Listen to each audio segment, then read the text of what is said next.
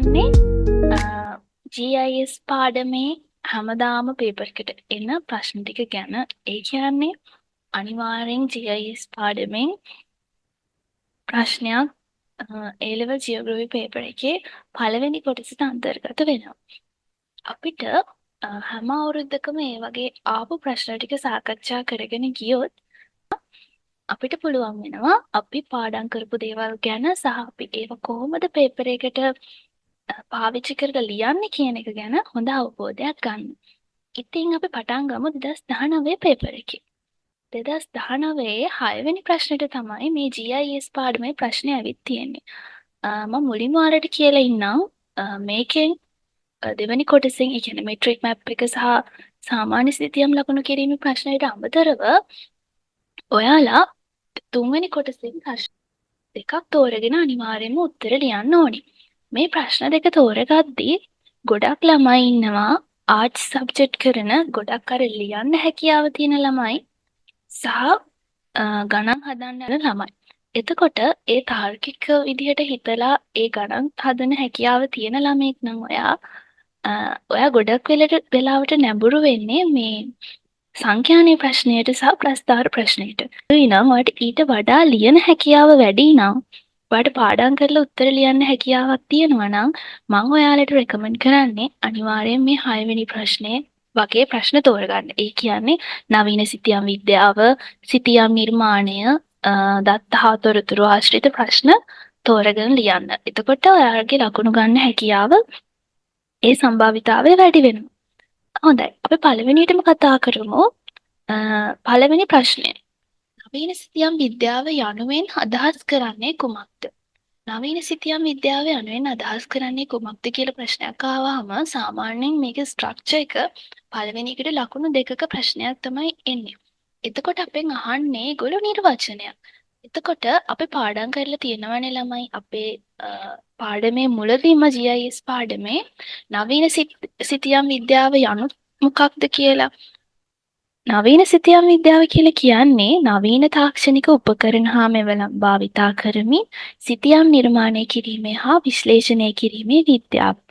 එතකොට මේ නිර්වචනය අපිට තවදුරටත් පහසු කරලා මතක තියාගන්න පුළුවන්. නවීන තාක්ෂණික උපකරණ හා මෙවලම්.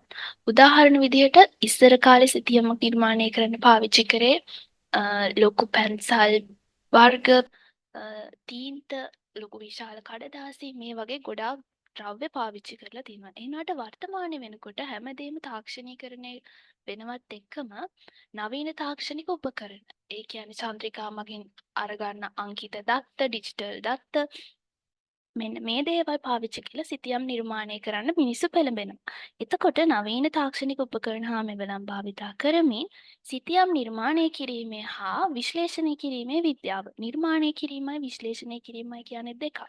නිර්මාණය කිරීම කියලා කියන්නේ අලුතෙන් සිතීමක් හදනවට. ඒ වගේම සිතියමක් ඇසුරෙන් ඒකේ තියෙන දත්ත තොරතුරු මොනවද කියලා එකිනෙකට සංසන්දනය කරමින් විශ්ලේෂණය කරන එකට තමයි අපි සිතියම් විශ්ලේෂණය කියලා කියන්නේ. එතකොට මේ දෙකම කරන විද්‍යාවට තමයි නව සිතියම් විද්‍යාව කියලා කියන්නේ. එතකොට මේ සම්පූර්ණ නිර්වචනය ඔයා මෙතන ලියනවා නම් අනිවාර්යෙන් ඔයාලට ලකුණු දෙක හම්බ වෙනවා. හරිද? ඊළඟ ප්‍රශ්නෙට අපි යමු. දෙවැනි ප්‍රශ්නේ. භූගෝලීය තොරතුරු පද්ධතියේ ආදාන උපාංග 3ක් සඳහන් කරන්න. මෙතන අපිට කියන්නේ සඳහන් කරන්න කියලා. සඳහන් කරන්න කියපුවාම අපිට නිකන් 3 ලිව්වහම ඇති හොඳටම ඒක විස්තර කරන්න ඕනේ නැහැ. එක උපාංගයකට එක ලකුණ බැගින් තමයි අපිට මේ ආදාන උපාංග වලට ලකුණු ලබා දෙන්නේ. ආදාන උපාංග කියන්නේ මොනවද? ආදාන උපාංගයක් කියලා කියන්නේ දත්ත ඇතුළත් කරගන්න උපාංග වලට. හරිද? ප්‍රතිදාන උපාංග කියලා කියන්නේ දත්ත එළියට නිකුත් කරන උපාංග වලට. එතකොට අපි දෙවෙනි ප්‍රශ්නේදී බලමු ලකුණු 3ට හරියන්න භූගෝලීය තොරතුරු පද්ධතිය කියන්නේ GIS තාක්ෂණය ඇසුරෙන් ආදාන උපාංග 3 මොනවද කියලා. පළවෙනි ආදාන උපාංගය තමයි චුම්බක තැටි. ආදාන උපාංගයක් කියලා කියන්නේ ළමයි අනිවාර්යයෙන්ම අංකිත දත්ත පරිගණකයට ඇතුළත් කරන උපාංග වලට. හරිද? එතකොට චුම්බක තැටි හෙවත් මැග්නටික් ඩිස්ක් අපි පාවිච්චි කරන ඉංග්‍රීසි වචනය අංකන පළක කියන්නේ අර බෝඩ් එකක්. ඒ බෝඩ් එකේ දත්ත අපිට නිකන් තිරයක වගේ දිස් වෙනවා. සුපිරික්ෂණ කියන්නේ ස්කෑනර් වලින් අපිට තොරතුරු ඇතුළත් කරන්න පුළුවන් පරිගණකයට. ඊළඟට තිර සංඛ්‍යාංකනය.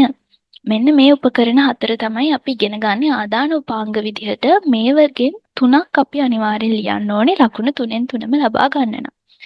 ඊළඟට තුන්වෙනි ප්‍රශ්නය. ගෝලීය ස්ථානගත කිරීමේ පද්ධතියේ ඇති සිතියම් විද්‍යාත්මක ප්‍රයෝජන දෙකක් පැහැදිලි කරන්න. ලකුණු 4යි.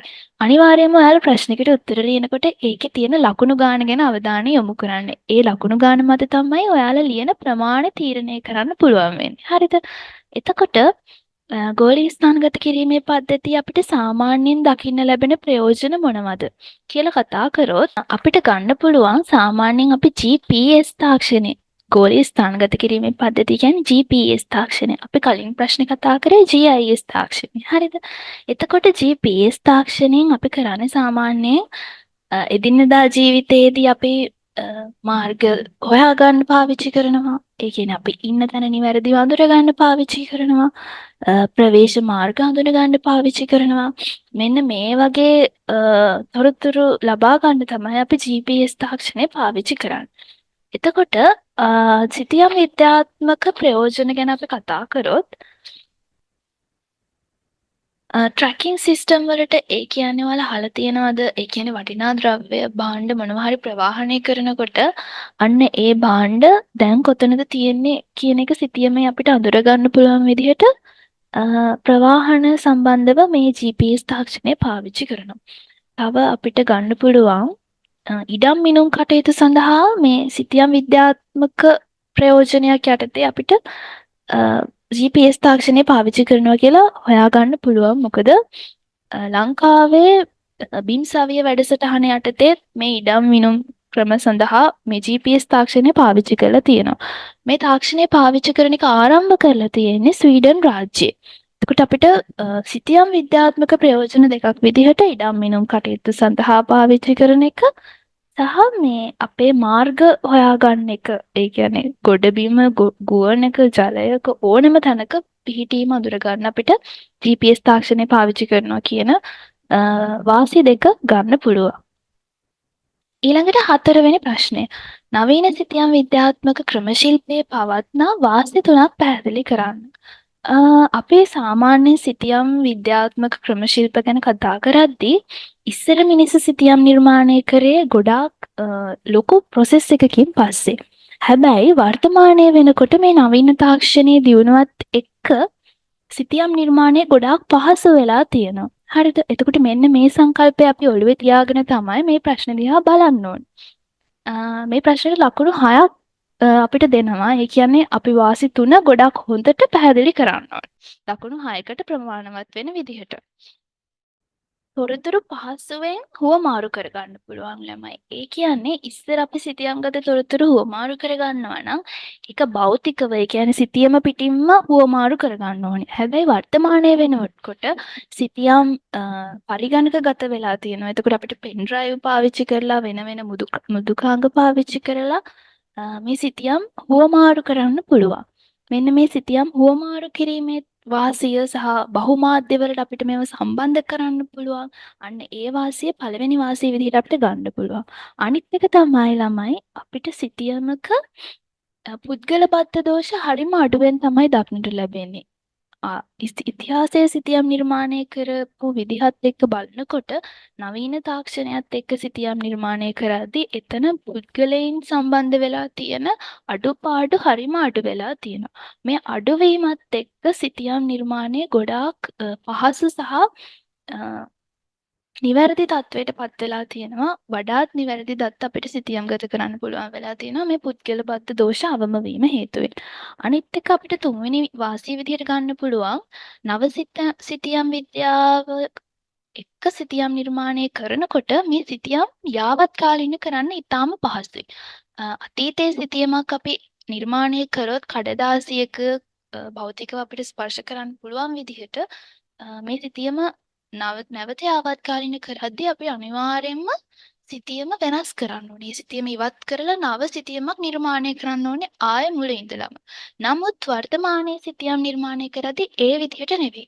පවතින සිතියමේම අපිට තියෙන එක එක අලුත් වෙන තොරතුරු අප්ඩේට් කරන්න, යාවත්කාලින කරන්න හැකියාව තියෙනවා. මෙන්න මේ වාසිය විස්තර කළොත් ඔයාලට අනිවාර්යෙන් ලකුණු 6කට හරියන උත්තරයක් ලියා ගන්න පුළුවන්. ඒ විදිහට තමයි ළමයි මේ ප්‍රශ්නෙට පිළිතුරු ලියන්නේ.